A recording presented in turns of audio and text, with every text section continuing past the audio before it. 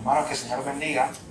En esta noche vamos a orar para comenzar ahora ya con nuestra clase sobre el tema de las sectas. Estamos continuando el tema de los testigos de Jehová, un poco de su historia, doctrina y cómo nosotros podemos responder a la luz del Evangelio. Así que hoy continuamos esta clase hablando un poco de quiénes son los testigos de Jehová y cuál debe ser nuestra respuesta a su enseñanza. Vamos a orar para entonces continuar con nuestra clase. Padre, gracias, Señor, por este tiempo. Gracias por la bendición que nos has dado de estar aquí. Gracias por este día, Señor, donde tú nos permitiste trabajar, estar con la familia, Señor, hacer todo lo que hicimos y nos permites hoy llegar hasta este lugar para seguir adorándote, para conocerte más a través de tu palabra. Te pedimos sabiduría, Señor. Te pedimos que nos enseñes cada día a crecer en tus caminos, en tu palabra, y que nos guíes esta noche mientras estudiamos este importante tema. Gracias te damos, Jesús. En tu nombre oramos. Amén. Bien, mi hermano, el apóstol Pedro le decía a la iglesia, allá en 1 de Pedro 3:15, que es importante estar preparado para presentar defensa de la fe. Siempre estar preparado. Porque en cualquier momento encontrarás a una persona hablándote de una idea distorsionada de Cristo o de una idea distorsionada de la Biblia. Y qué bueno que tú y yo podamos ir a la Escritura y hablar sobre lo que dice la Escritura, sobre lo que dice la Biblia acerca de tal o cual tema. La semana pasada nosotros empezamos a hablar un poco acerca de los testigos de Jehová.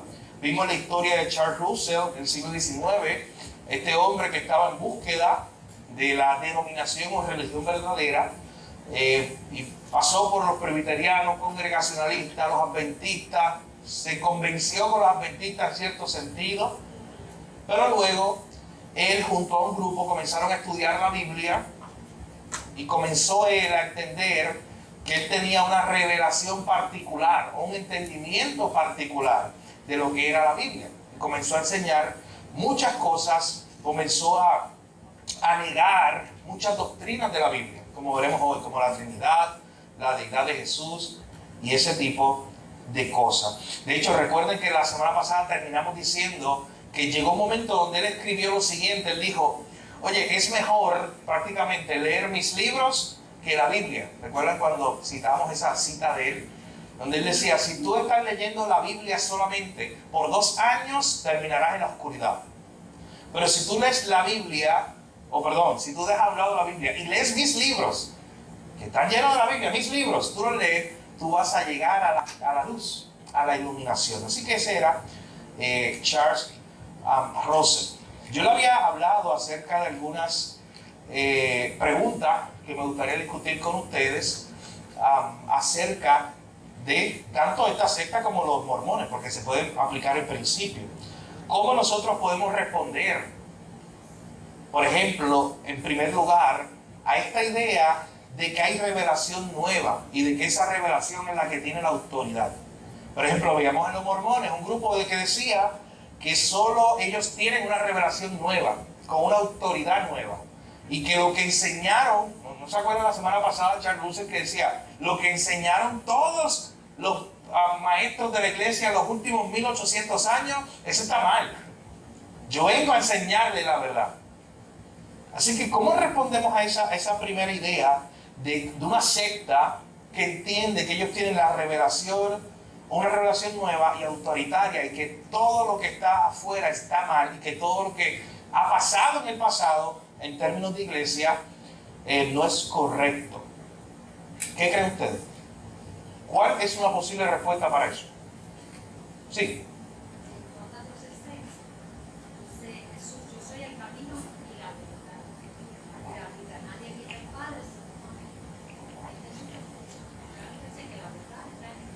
En los mormones teníamos este punto de gente diciendo, y él mismo, que Joseph Smith, su profeta, su líder, es el que te da acceso prácticamente al reino de Dios. Porque no hay camino al reino de Dios, sino a través del conocimiento que te da él. Es lo mismo con Charles Russell y los testigos de Jehová, el principio. Tú no vas a tener acceso al reino de Dios si no tienes el conocimiento que te da él.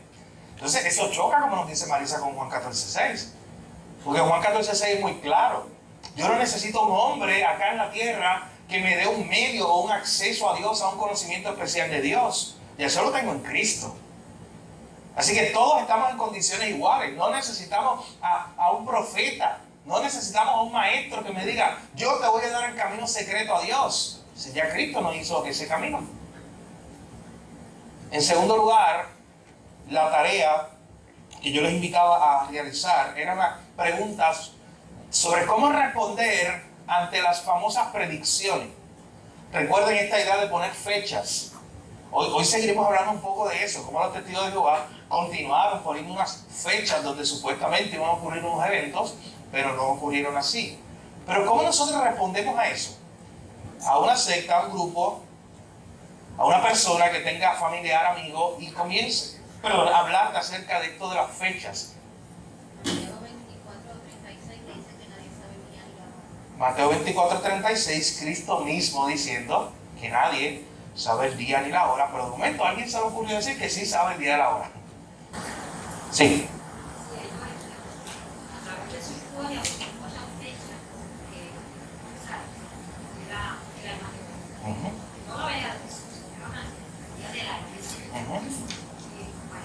Sí. Entonces está dentro del 18:22, que dice que se profeta hablar en nombre de Jehová. No sé qué dijo. Mira, aconteciera en palabra que Jehová no ha hablado. Presunción la habló. Dice que este profeta. Presunción la habló. La profeta no tenga temor de él. De repente dice el profeta que tiene la presunción de hablar palabras en mi nombre, a quien yo no le haya mandado hablar, porque hablar en nombre de Dios ajenos al profeta. Wow. Miren lo que se presentaba en el Antiguo Testamento acerca de estos profetas que se levantaban a decir Dios dijo cuando Dios no había dicho nada. Entonces, tenemos fechas. Ahorita hablaremos un poco más de la famosa fecha de 1914, que es importante para los testigos de Jehová. Hay muchas otras fechas, pero para 1914 había una seguridad. Ahorita leemos algo de eso. Había una seguridad de que en ese momento era el pleno fin del mundo.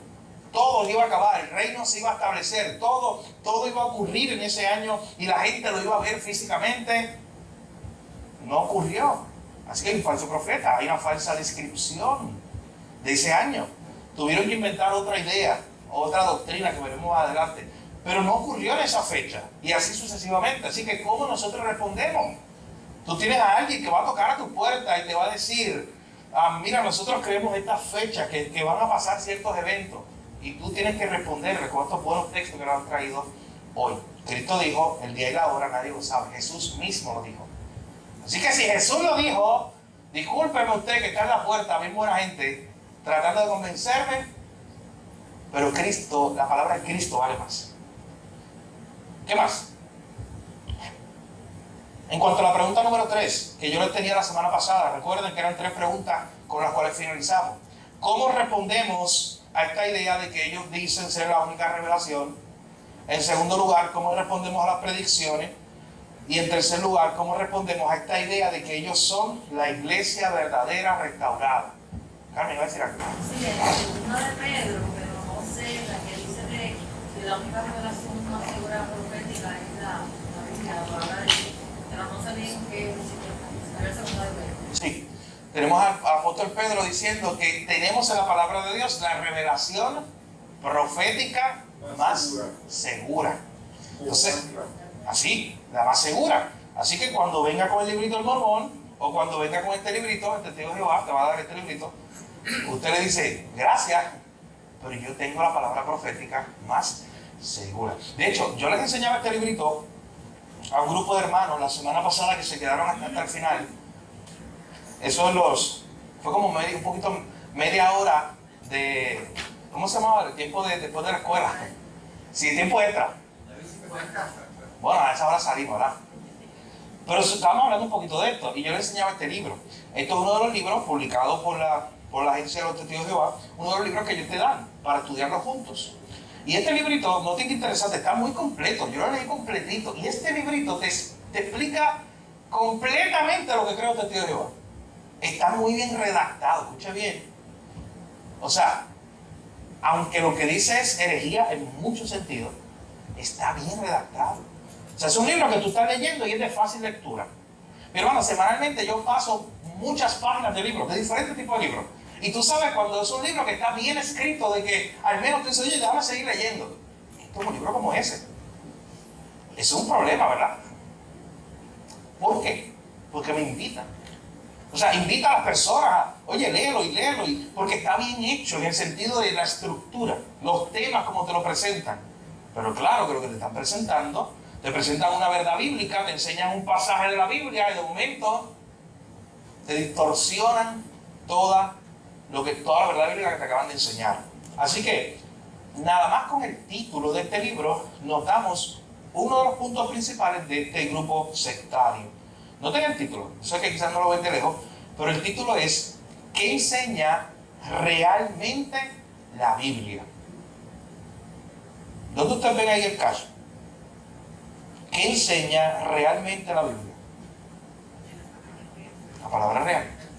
Esa idea de lo que tú estás aprendiendo en tu iglesia, si tú eres bautista o pentecostal o presbiteriano, pues te estás tratando de enseñar Biblia, pero si tú quieres aprender lo que realmente enseña la Biblia, es esto.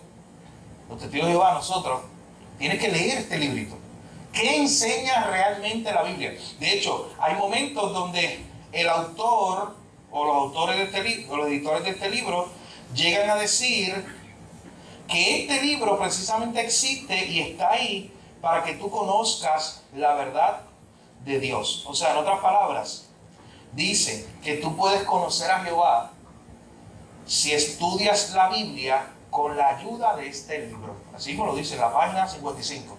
Puedes conocer a Jehová si estudias la Biblia con la ayuda de este libro. Este libro es el que te va a guiar o a dar las respuestas para poder entender la Biblia. Ahorita veremos algunas más cosas acerca de lo que dice ahí, pero me gustaría escuchar a algunos de ustedes acerca de ese punto número 3. ¿Cómo respondemos a esta idea de que los testigos de Jehová son la iglesia verdadera restaurada?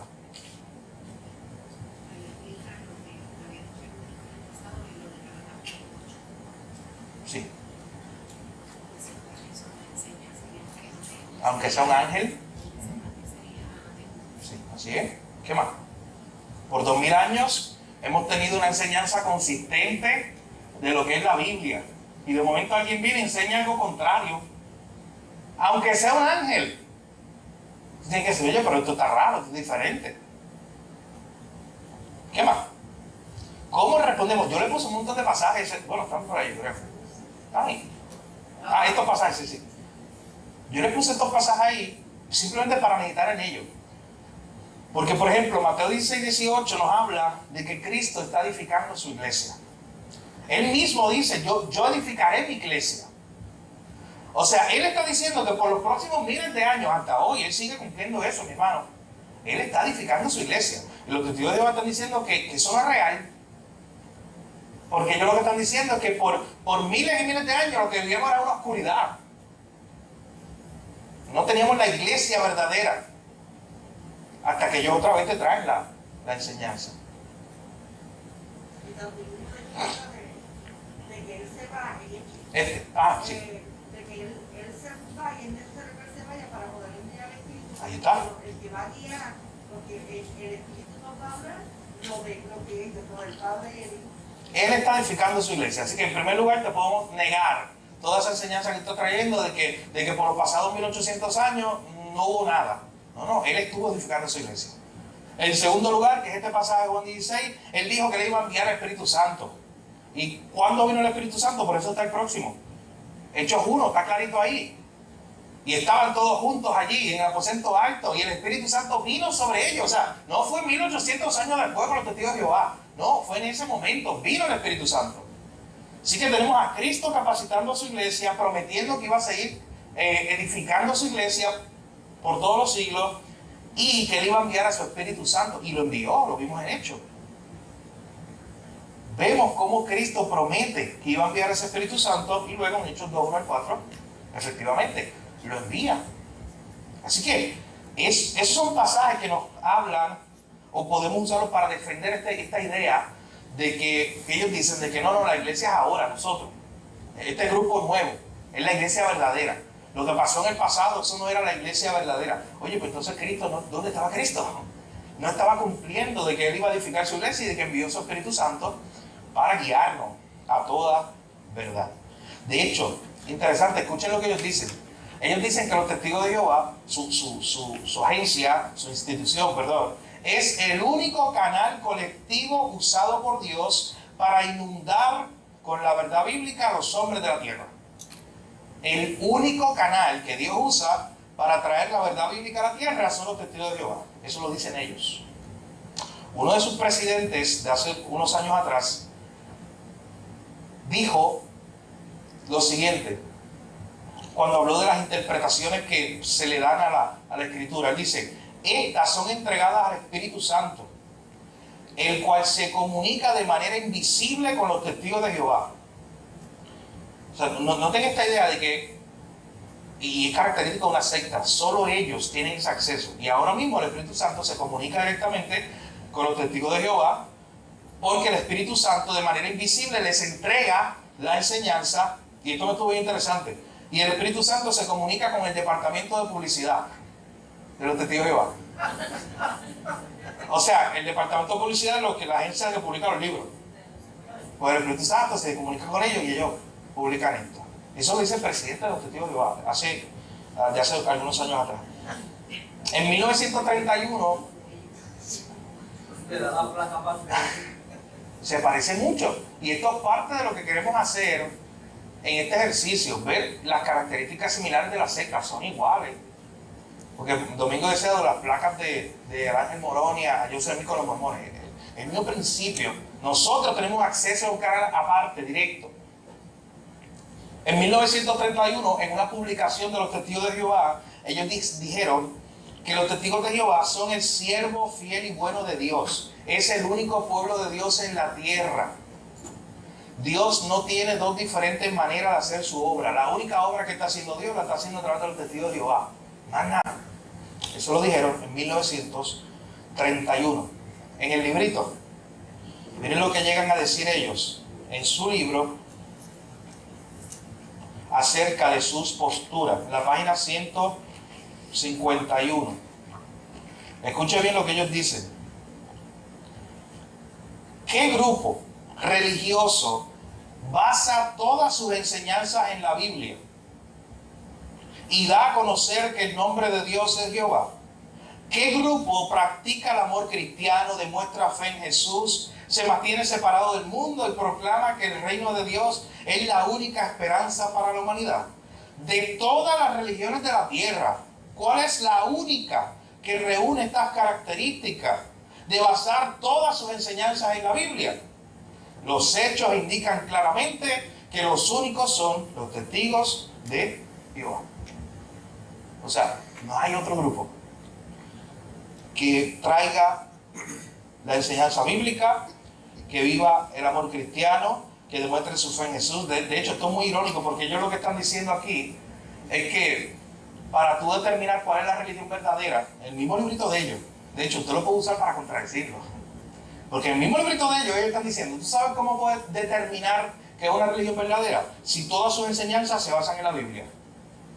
Ese es el primer punto de ellos. Diciendo, ¿cómo determinar que una religión es verdadera? Si todas sus enseñanzas se basan en la Biblia. Yo le diría, pues siéntate conmigo. Sentémonos a ver si todas tus enseñanzas se basan en la Biblia. Sáquenle cualquiera, sáquenle de 1914, una fecha que sacaron ahí. Saque alguna idea de tantas que tienen. Y ya con eso, mira, ellos mismos, por sus propias categorías, quedarían rechazados. Así que esta es la idea de que ese es el único canal colectivo usado por Dios para traer la verdad bíblica al mundo. Él dice, no hay otro grupo, solo los testigos de Jehová son los que tienen esa verdad. Después que muere su fundador, Charles Russell, en 1916, quien toma la presidencia es un hombre llamado Joseph Franklin Rutherford. Y la historia de Rutherford es bien interesante. Él era un juez, hombre muy conocido. Se metió en problemas con la justicia porque en medio de la guerra él no creía en la guerra y escribía y publicaba en contra de la guerra. Así que se metió en problemas legales por eso.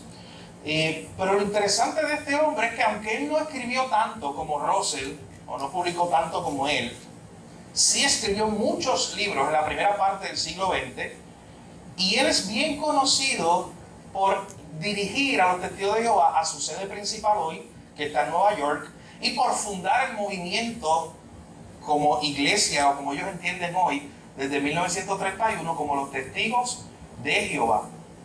Darle ese nombre formalmente. Fue él. Fue este segundo presidente llamado Joseph Rutherford.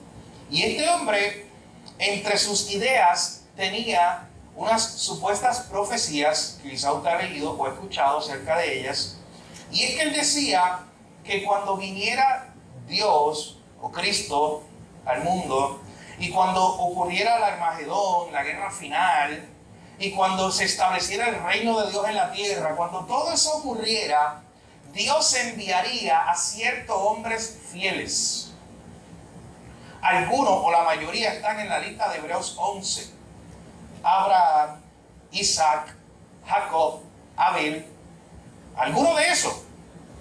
Todo este tipo de personas iban a venir, iban a aparecer en algún momento. Mi hermano, iban a aparecer literalmente en la tierra. Él le puso fecha, incluso. Entre 1919 y 1925, creía él, específicamente en 1925, que iban a aparecer este grupo de personas en la tierra, literalmente, para ayudar a establecer el reino de Dios. Mi hermano, mire lo que le estoy diciendo, literalmente. ¿No sabes? Que Abel iba a venir físicamente a la tierra. Y que Abraham, Isaac, Jacob, iban a venir físicamente. De hecho, yo estaba leyendo ese libro donde él habla de esto. Y ese libro es bien interesante, daba hasta como risa, era un poco cómico, pero él estaba en su estado serio, él estaba enseñando. Pero era un poco cómico porque él decía, hermano, él decía que mientras yo leía, él decía, oye, imagínense usted cuando venga Abraham, Isaac y Jacob, de momento van a llegar y van a estar un poco perdidos los primeros días, porque van a haber carros, porque van a haber trenes, porque van a haber barcos gigantes, porque van a haber cosas diferentes a las de ellos. Eso es él directamente en su libro escribiendo esto. Y yo me reía cuando yo leía eso, pero él no estaba bromeando, él está presentando su enseñanza. Él decía, esos primeros días ellos van a estar un poco confusos porque ha cambiado un poco el mundo, pero ellos van a venir aquí en la tierra, y obviamente si ellos van a venir hay que buscar un lugar para ellos. Así que ha habido mucho debate sobre la famosa casa o mansión, porque una mansión, de este hombre, Franklin Rutherford, en la ciudad de San Diego, California, un lugar donde se hacían casas muy caras. Bueno, todavía se hacen casas muy caras allí, pero un lugar donde se hacían casas muy caras. En 1929, esta fue la fecha, se empezó a construir una casa allí que se le llamó la Casa de los Príncipes. Y esa Casa de los Príncipes era una mansión. Hermano, si tú sabes un poco de historia de inicio del siglo XX, sabes que en 1929 el mundo se cayó. Fue la famosa caída de la bolsa de valores, una de las más grandes de la historia, en 1929. O sea, eso fue una crisis económica mundial, especialmente en Estados Unidos. Y mientras estábamos en una crisis económica, allí en San Diego, California, se estaba levantando una mansión, literal, que aún para su época, el dinero que se invirtió allí era mucho dinero. Interesante cuando vemos los periódicos de la época, porque empezaron a atacarlo a él, al presidente, y a la agencia de los testigos de Jehová, diciendo, pero es que esto no tiene sentido, estamos en crisis económica, ustedes están haciendo una mansión y ese tipo de cosas. Miren cuál fue la defensa.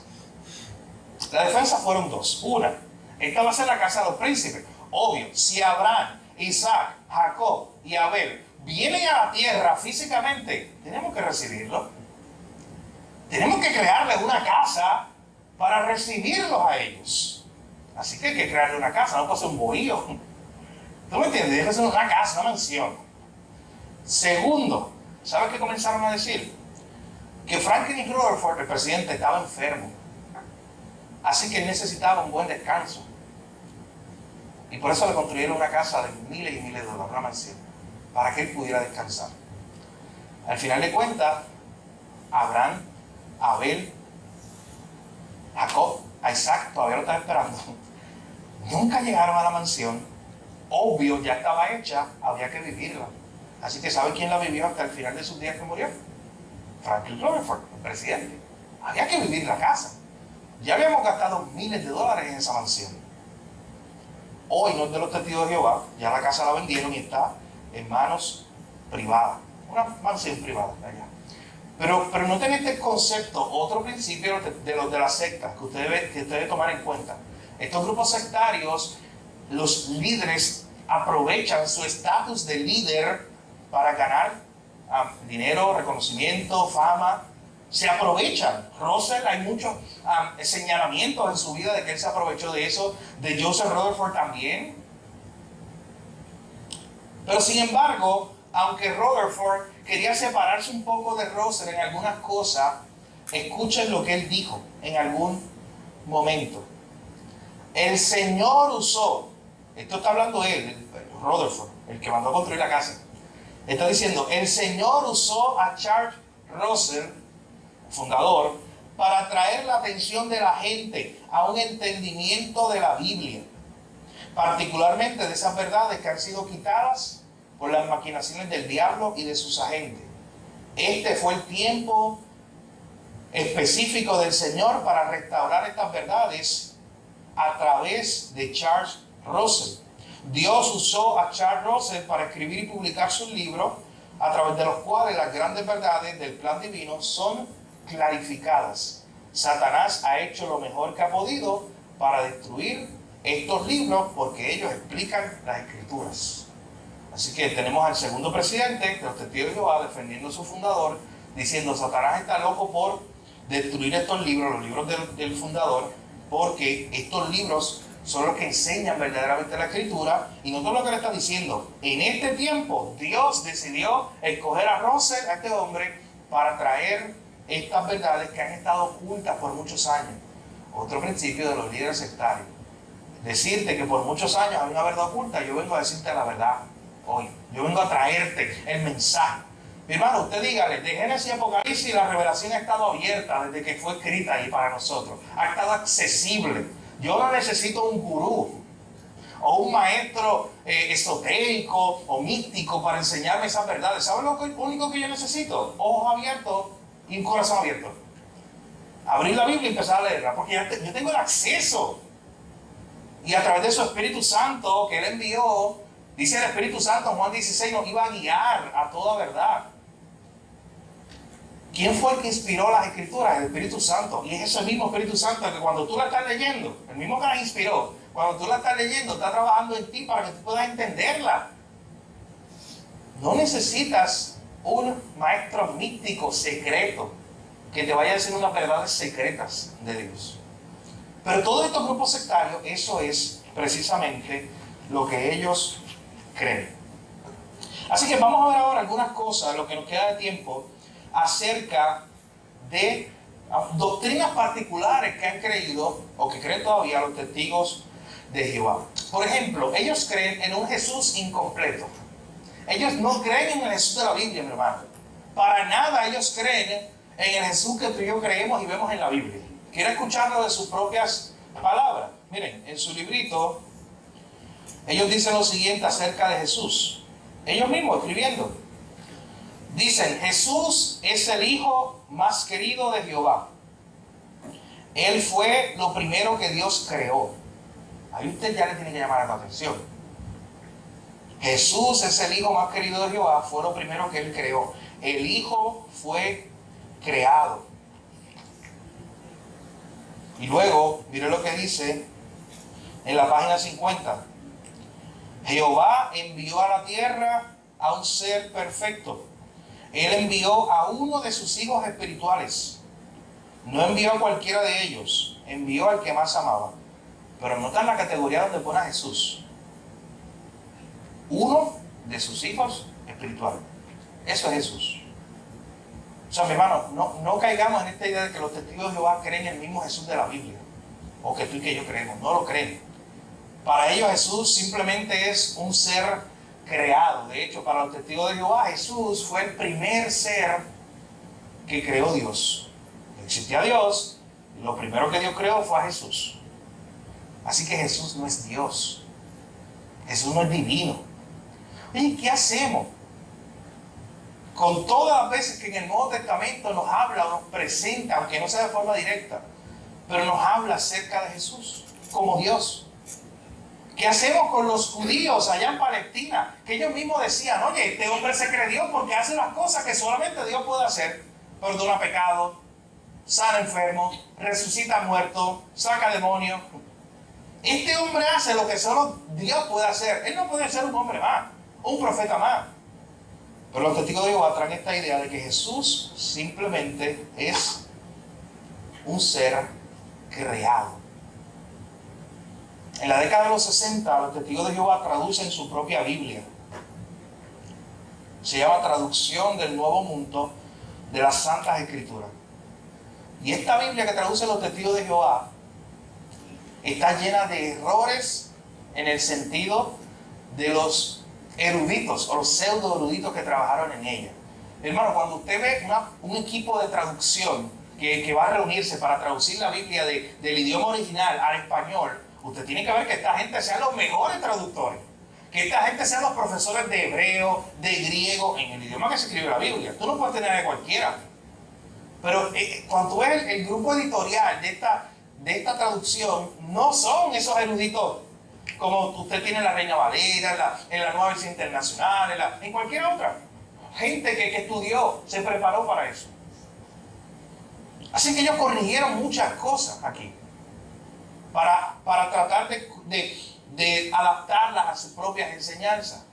Una de ellas, tal vez la más famosa y quizás la más que usted ha escuchado, es la de Juan capítulo 1.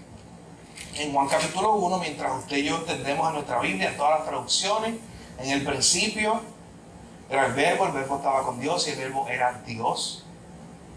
Letra mayúscula. Juan 1.1 clarito diciendo que el verbo es ¿quién? Cristo, porque después Juan 1.14 dice el verbo se hizo carne y habitó entre nosotros. Eso está hablando de Cristo. Y dice, no, pero el verbo ¿quién es? Es Dios.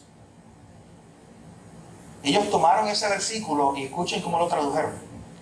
En el principio la palabra era, y la palabra estaba con Dios, y la palabra era un Dios. Y lo pusieron en letra minúscula. Y cuando tú ves la explicación que ellos te dan, es que la palabra, o sea, Cristo, simplemente era un ser espiritual mayor. Es importante porque fue el primero que Dios creó, pero no es Dios. O sea, para ellos, simplemente, Jesucristo no es Dios. Sí, en la misma traducción esa, en Isaías 9:6, no ha podido cambiar, traducirlo. Sigue igual bíblicamente, porque un niño nos es nacido, hijo nos es dado y es principado sobre su hombro, y todos los adjetivos están en letra mayúscula. Sí, y lo interesante, mira el papelito de Isaías 9:6. Mira lo interesante. Gracias por traerlo, Hugo. Cuando ellos colocan Isaías 9:6 en su traducción, ellos mismos abajo en la explicación te dicen, está hablando del Mesías. O sea, está hablando de Jesús. Ellos mismos te dicen, Isaías 9:6 está hablando de Jesús. Ellos lo están reconociendo así. Pero la traducción de Isaías 9:6 dice, un niño nos es nacido, un hijo nos es dado, el regir principesco vendrá a estar sobre su hombro, y por nombre se le llamará maravilloso consejero, Dios poderoso. Lo dice el texto y abajo en los comentarios ellos te dicen, sí, está hablando del Mesías. Oye, te está contradiciendo. Pero tú dices que tú estás hablando del Mesías y le dio el título de Dios poderoso.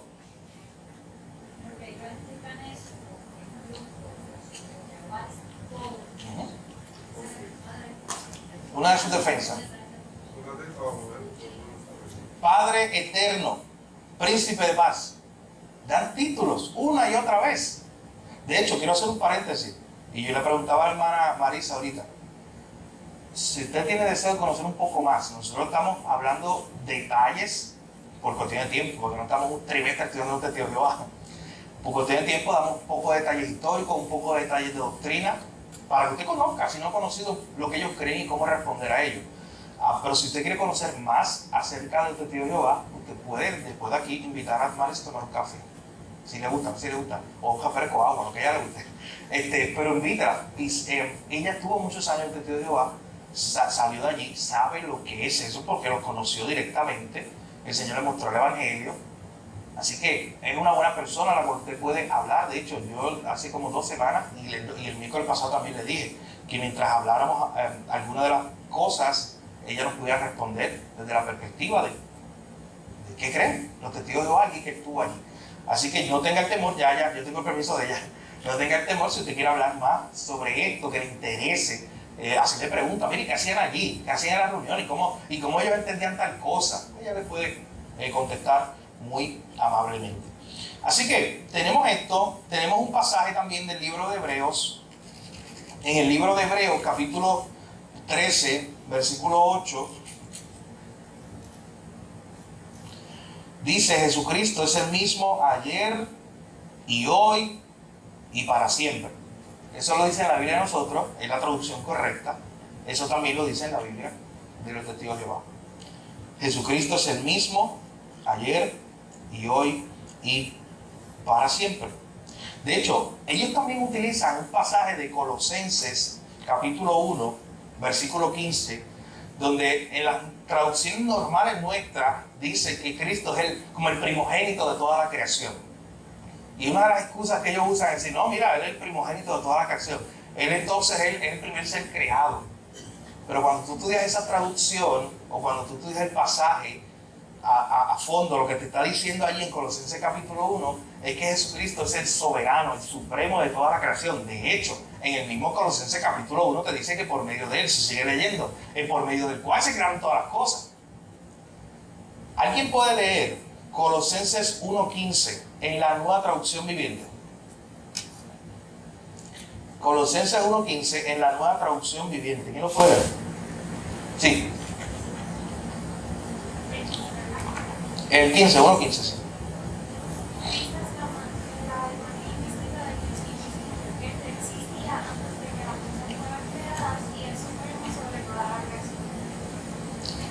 Es un buen pasaje, es una buena traducción la que se presenta ahí. Él ya existía antes de que las cosas fueran creadas.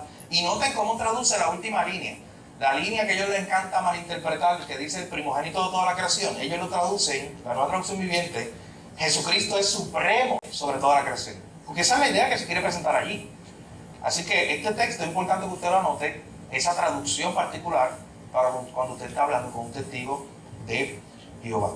Hay montones de pasajes en la Biblia, no nos vamos a detener en ellos, no solamente que hablan directamente de que Jesús es Dios directo, sino me refiero a por implicación, lo repito, por todas las cosas que hacía Jesús, que no eran simplemente las cosas que hacía cualquier hombre, cosas que usted puede utilizar en el Evangelio para mostrar que Jesús es Dios. Carmen.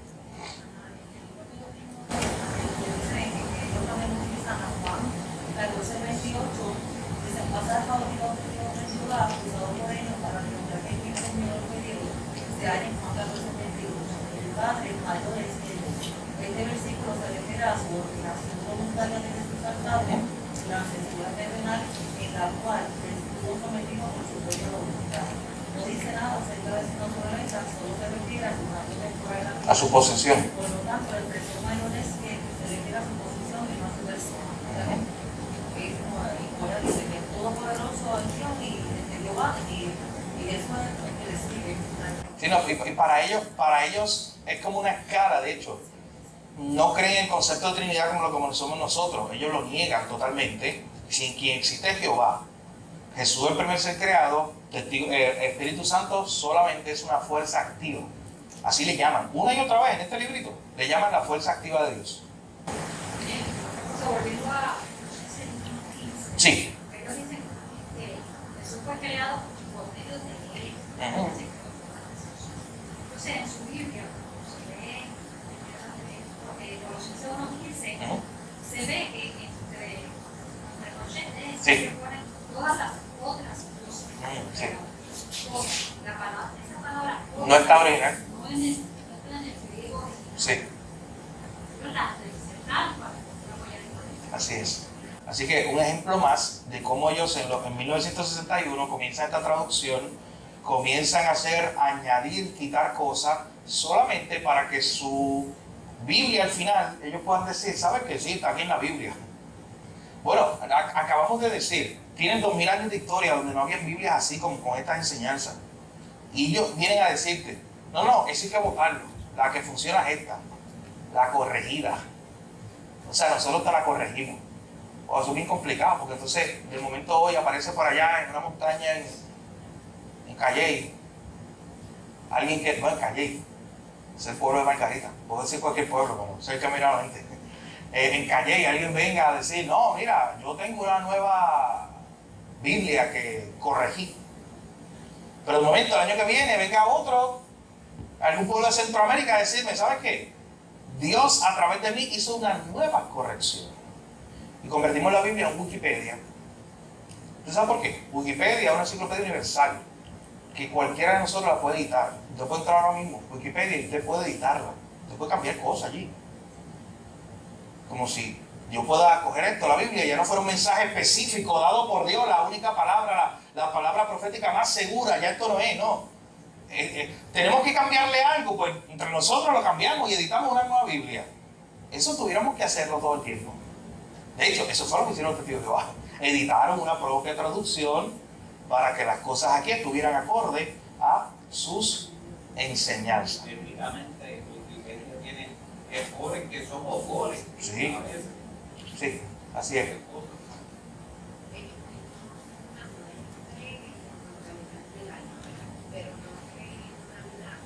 Vamos a llegar ahí, si no hoy, tenemos 15 minutos, yo creo que vamos a llegar ahí. Pero no, ellos creen en la aniquilación del alma. O sea, que cuando morimos, especialmente aquellos que son rechazados, que no van a tener oportunidad de arrepentirse, ahorita vamos a llegar ahí, esa gente al final, su alma va a ser aniquilada. Si su alma va a ser aniquilada, escuche bien, no hay infierno para los testigos de Jehová. O sea, no hay infierno como lo vemos en la Biblia, no existe esa cosa, no existe un infierno. Pero vamos a llegar ahí. Salvación por obras. ¿Qué creen los testigos de Jehová acerca de la salvación? Que su salvación es por obras. Escuchen lo que dijo Charles Russell, lo que escribió Charles Russell en alguna ocasión. Las personas tienen que recuperarse tanto de la ceguera como de la muerte, para que cada uno pueda tener por sí mismo una oportunidad completa de demostrar por medio de la obediencia o de la desobediencia que merece la vida eterna. O sea, tú tienes que demostrar que mereces la vida eterna por tu obediencia. Él lo dijo el fundador de los testigos de Jehová. Eso está difícil. Yo no podría, usted no podría demostrar por su obediencia que usted merece la vida eterna. ¿Yo podría hacer eso delante de Dios? Nadie. Mira, clarito, demostrar por medio de mi obediencia que yo merezco. Esa palabra te me da miedo. De hecho, me da miedo en el sentido y me da coraje que lo utilice, incluso. En el sentido tan soberbio que la usan. ¿Quién merece la vida eterna? Ninguno. Entonces, pero si yo obedezco y soy bueno, la merezco. Yo puedo ir delante de Dios a decirle, Señor, yo me merezco que tú me des la vida eterna. Yo me merezco vivir en el paraíso. Lo merezco porque me porté bien. Y Charles Russell decía que por sí mismo todos deben tener la oportunidad de completa, de demostrar por medio de su obediencia que merecen la vida eterna. ¿Cómo le respondemos a eso? En la Biblia, los primeros versos que te vienen a la mente. No hay justo ni en uno. ¿Qué más? Efesios 2, somos salvos por la gracia. ¿Qué más? Estamos en su enseñanza. Y tú puedes estar hablando con un testigo de Jehová y tienes que tener en la mente un verso bíblico para esto.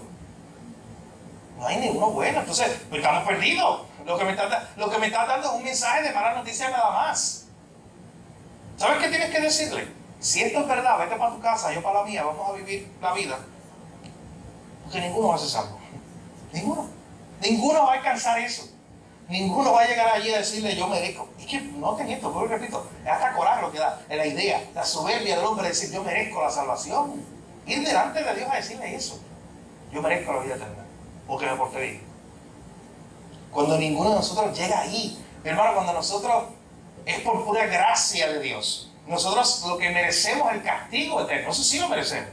Eso es lo que yo me gané, lo que yo me merezco. La separación de Dios, la ira de Dios. Y que por gracia Él me haya dado su misericordia y no su ira. Jamás en el cielo habrá alguien que le pueda decir, Señor, yo estoy aquí porque yo me lo merecí. Al contrario, van a decir, yo estoy aquí, Señor, yo merecía estar allá. lejos de ti, pero yo estoy aquí por pura gracia tuya. Ahí está. No es por obra, para que nadie se gloríe. La salvación es por pura gracia de Dios. Así que, escuche bien, porque esto es un principio de los testigos de Jehová. Todos tienen una oportunidad de salvarse al final. La teología de los muertos de los testigos de Jehová es muy interesante.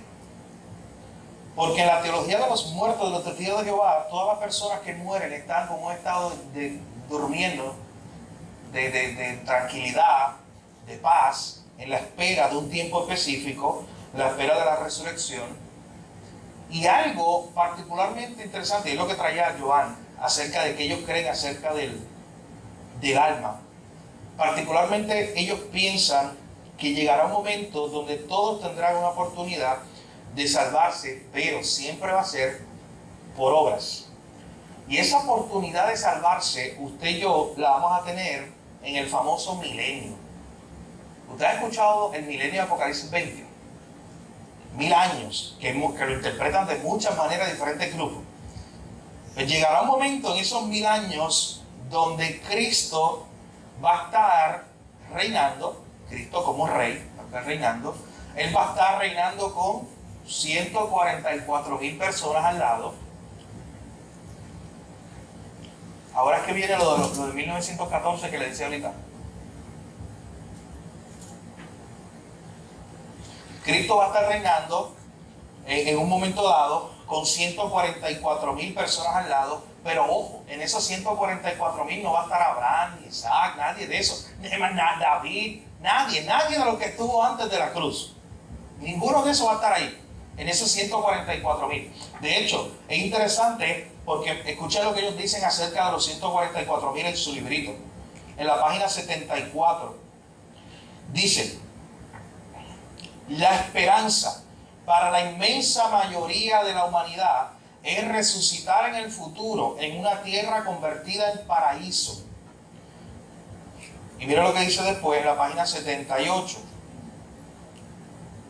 Desde los tiempos de los apóstoles, Dios ha escogido a cristianos fieles a fin de completar ese número de 144,000 personas que van a estar gobernando con Cristo.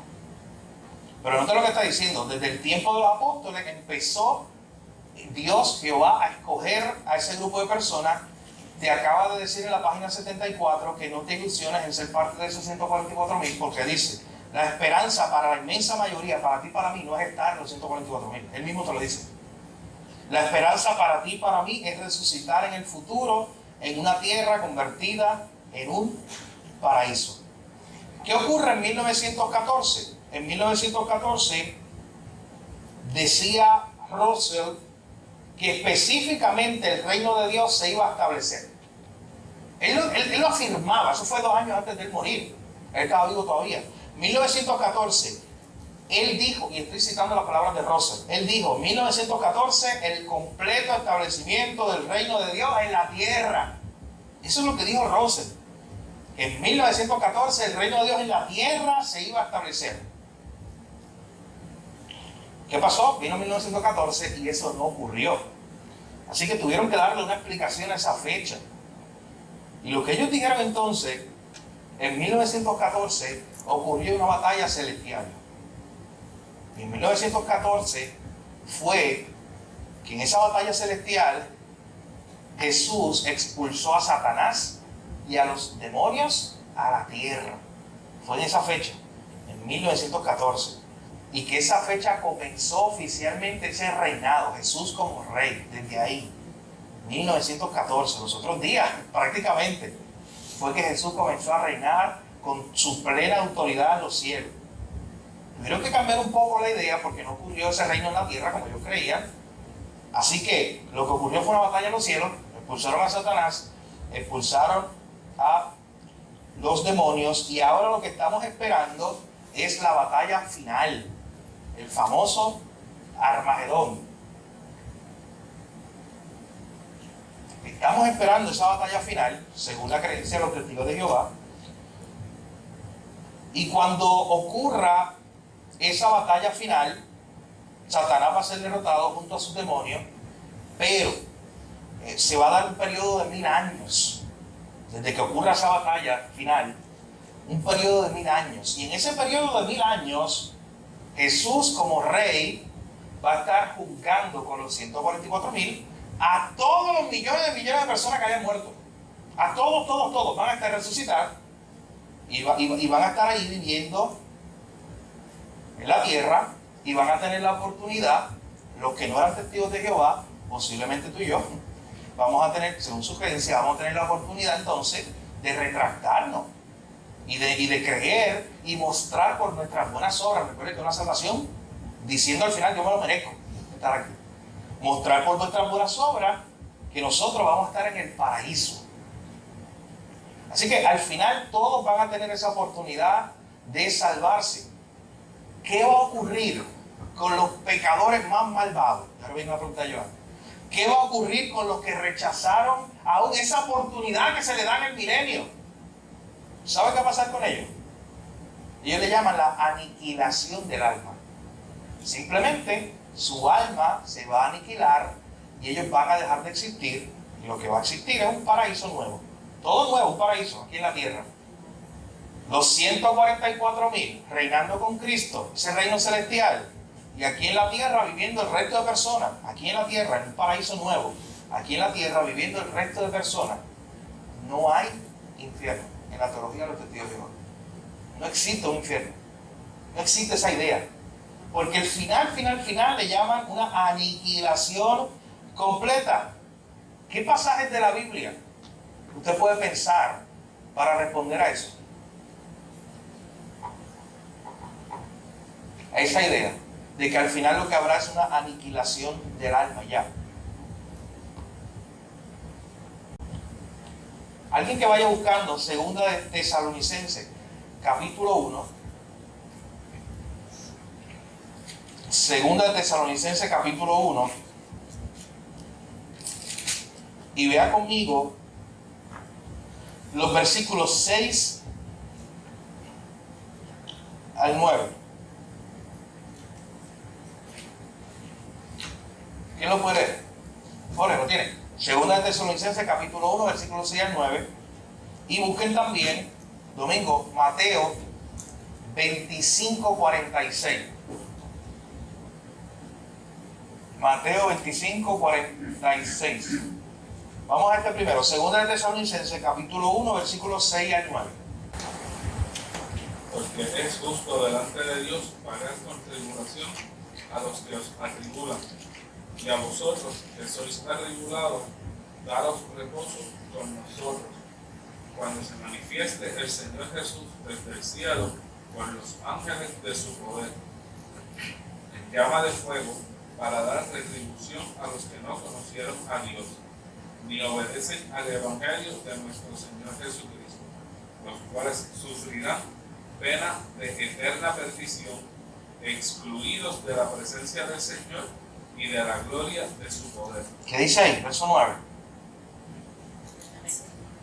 Eterna perdición. Esta gente sufrirán. Mira el término.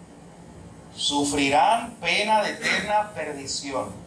Pero miren Jesucristo mismo hablando. ¿Qué dice Mateo 25:46, domingo? Cristo diciendo, irán estos malvados al castigo eterno. El testimonio de Cristo vale más que la enseñanza de Charles Russell de la aniquilación del alma. Ahí dice que irán al castigo eterno. No es que su alma se va a desintegrar y ya, y desaparece. Ahí está esa idea de que irán al castigo eterno. Sí, que era el comentario que Jesucristo es el que habla más de cualquier otra persona. Aún de el apóstol Pablo, ¿sabes? Jesucristo lo estableció bien. Hay vida eterna y hay condenación eterna. Y esa es una de las cosas que muchas veces sorprende más a las personas que se acercan a los testigos de Jehová, de que no crean la enseñanza que nosotros creemos bíblicamente acerca del infierno. Y simplemente este concepto de que al final, cuando se acabe todo, va a estar Cristo reinando, su reino celestial, con 144,000 va a estar el paraíso con todos los que se ganaron su salvación, lo escucharon ahorita. Y el resto, los que negaron, los que no, los malvados, no irán a un infierno, eternamente a ser castigados, eternamente lejos de Dios. Simplemente su alma será aniquilada. Sí.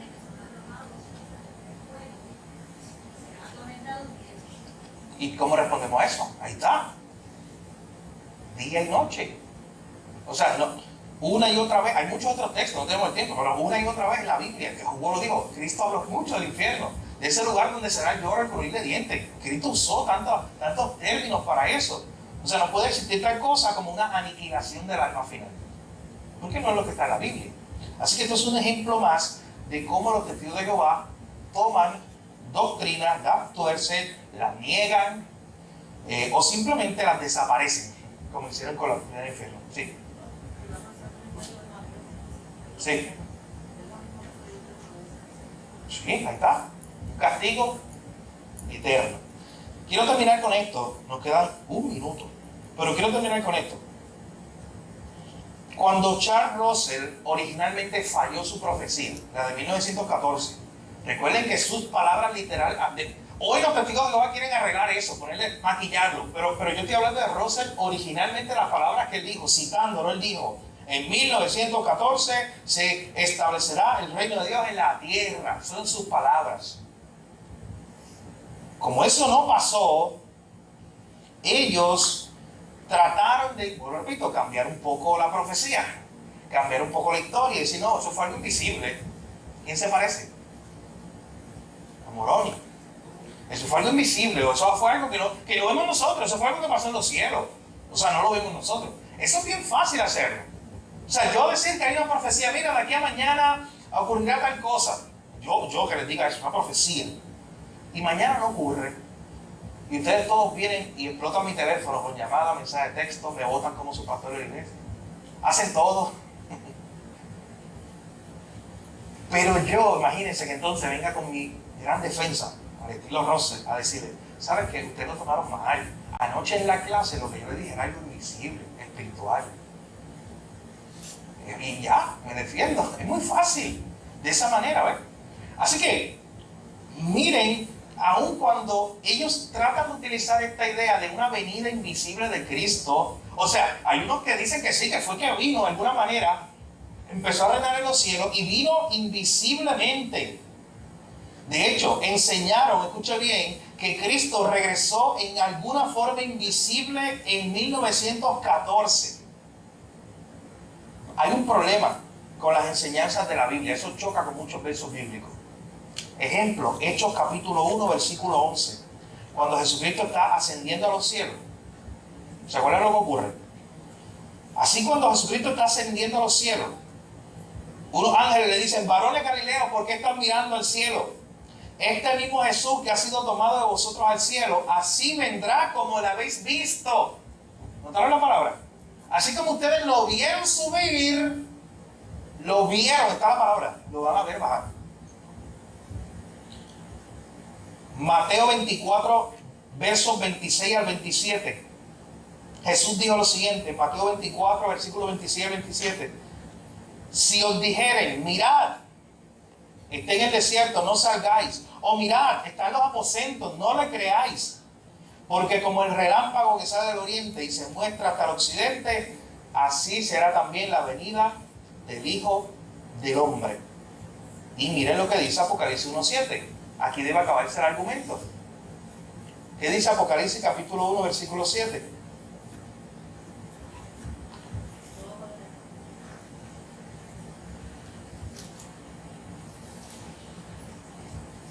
Es aquí que viene con las nubes.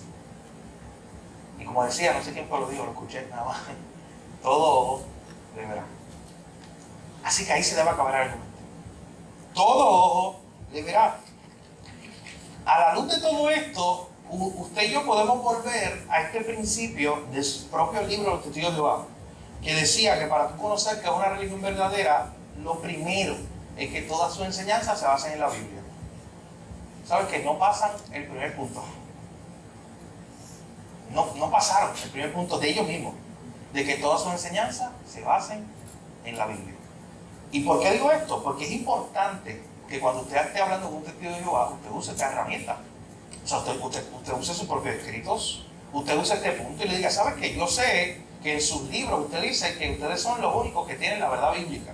Y de que una religión verdadera, la única, que son ustedes, según sus propias enseñanzas, toda su enseñanza tiene que estar basada en la Biblia. Y empieza a hablar acerca del infierno, acerca de las profecías, acerca de Cristo y lo que ellos creen de Cristo, acerca del Espíritu Santo, que ni siquiera sacamos el tiempo para eso, para hablar de que sí, en la Biblia se encuentra la deidad del Espíritu Santo. Y ellos simplemente la rechazan y la dejan a un lado. Mi hermano, hay 8 millones de testigos de Jehová en el mundo, 23,000 en Puerto Rico, vecinos tuyos, familiares tuyos, amigos tuyos, familia tuya. ¿Cómo vamos a alcanzarlos con el Evangelio? ¿Cuándo vamos a sentarnos con ellos a través de la palabra de Dios? Es el Espíritu Santo el que convence, pero usted hable con ellos en nombre del Señor. Enséñele esta verdad bíblica. Siéntese a poder hablar sobre esta verdad de la palabra de Dios, confiando en que Dios, que es el único que cambia, es el que puede transformar sus corazones. Igual con los mormones. Usted sabe que en la teología mormona hubo un punto que a mí se me olvidó enseñarlo. Recuerdo que tenía en las notas y el tiempo se fue. Pero alguien me preguntó, y antes de terminar esta parte, terminando los mormones y testigos de Jehová, quiero un minuto en hablarlo. Los mormones se bautizan por los muertos que han sido sus familiares. Por ejemplo, a los mormones les encantan las genealogías. Eso no está mal, hacer genealogía y ver tu descendencia y todo eso. Pero a ellos les encanta eso. Ellos tienen hasta centros donde tú puedes ir y ellos te ayudan a buscar quiénes fueron tus antepasados, los tatarabuelos, tus tatarabuelos. ¿Y tú sabes para qué es eso? Yo lo hago, en mi casa yo tengo la genealogía de mi familia, del tiempo de los españoles y un grupo italiano. Me encanta eso, la historia. Pero ¿tú sabes para qué ellos lo hacen? Ellos lo hacen con un propósito. Y es ver en su genealogía quienes no fueron mormones. Quienes especialmente vivieron antes de que Moroni llegara. Para ellos entonces tomar el nombre, ir al templo de los mormones y allí en el templo, ¿saben qué hacen? Se bautizan en nombre del muerto. Se bautizan, eso lo hacen. En San Juan lo están haciendo. Sí, eso aquí ya tiene un templo mormón en Puerto Rico. Y se bautizan en nombre del muerto. Yo me estoy aquí bautizando en nombre de mi tatarabuelo que murió hace 200 años. ¿Y saben qué? Si yo me bautizo, es como que ese mérito se lo gana él. ¿Y qué hacemos? ¿Cómo le respondemos rápido en la Biblia? Después de la muerte del juicio hebreo. ¿Entiendes? Sí. Recuerde la teología mormona. En la teología mormona hay 3 grados de cielo. El primero solo es para el que fue mormón y se casó como mormón y vivió como el mormón, perfecto. El segundo, ahí. El tercero para el, o sea, los que vivieron más o menos. El tercero para el que rechazó en algún momento la doctrina mormona. Pero fue una buena persona, ese tipo de cosas. Solo el infierno, ellos sí creen en el infierno. Solo el infierno es para el que era mormón y dejó de ser mormón. Por eso yo le decía, Hitler está en el cielo, en la tercera categoría del cielo para la teología mormona. Porque Hitler no era mormón y rechazó el mormón, para entonces estar en el infierno. Así que él quedaría en esa última categoría. Mi hermano, estas cosas son las, pues repito, las que tú y yo nos encontramos día a día por ahí, amigos. Así, esa es una buena manera de responder. Así que nos encontramos con estas personas, ¿cómo le vamos a responder? Es nuestra oración, mi hermano, que tengamos algunas herramientas. Los mormones creen montones de otras cosas. Los testigos de Jehová ni se digan, ¿no? Nosotros no hemos hablado de que ellos creen que todo es pagano. Y por eso no celebran Navidad, y por eso no celebran cumpleaños. Y por eso no se hacen las transfusiones de sangre por la idea de la vida que está ahí contenida. Bueno, montones de cosas más. Pero lo importante, estas ideas principales que usted conoce, que usted escuchó en esta clase, apúntelas, repáselas, para que usted hable con uno de ellos, pueda tener al menos una respuesta. Sí, pero he observado que entre los hay mucha depresión. De hecho, estuve conversando con un testigo de Jehová hace poco y me dijo, de personas que conocen, Sí. y se juraban tal para varias personas que Wow. y yo he observado eso. No tienen el gozo verdadero de Cristo. Así que hay que orar por ellos, que el Señor nos salve. ¿Un qué, perdón? Que te pida la bendición. Ah. ¿Qué tú crees? Wow. ¿Sí? ¿Cómo nosotros le vamos a responder a esta gente? Están entre nosotros, puedo repetir, son nuestros familiares, amigos. Ni se diga, después poder contarle Marisa con mucho tiempo, ni se diga cuando usted ya no está con ellos. Es difícil. Muchos de ellos que siguen en la organización se han dado cuenta que no es la verdad, es una mentira, pero siguen porque si ellos se van, pierden a la familia, Todo, completo. pierden la familia. No están dispuestos a pagar el precio. Todo lo que a mí me sucede a mí, Sí, sí, se quedan por eso. así es. Oremos por ellos, que el Señor los alcance para su gloria.